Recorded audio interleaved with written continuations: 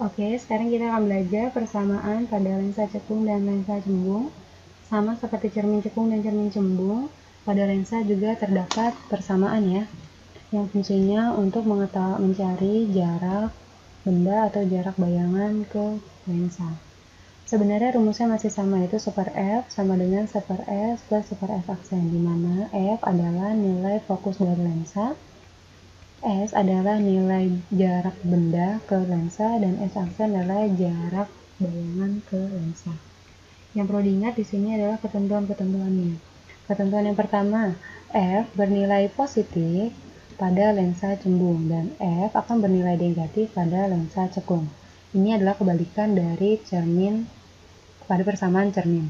Nanti teman-teman bisa harus sampingin antara persamaan pada cermin dengan persamaan pada lensa. Jadi teman-teman bisa tahu di mana sih sebenarnya bedanya kayak gitu.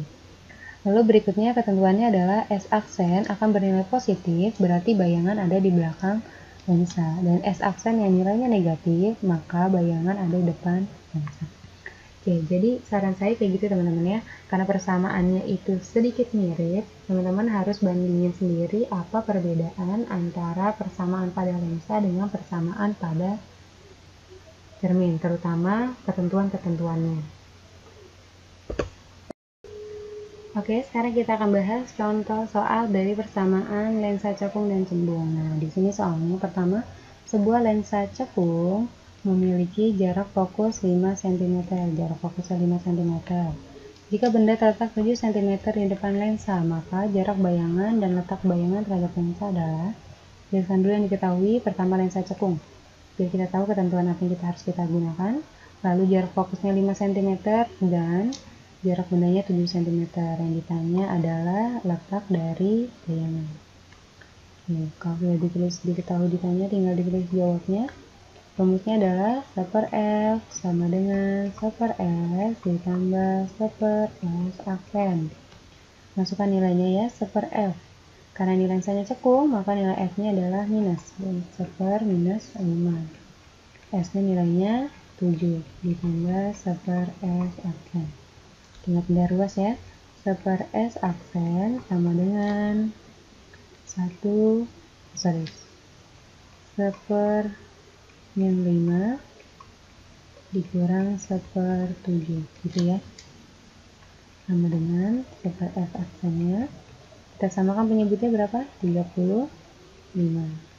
35 dibagi min 5 min 7. Min 7 kali 1 min 7.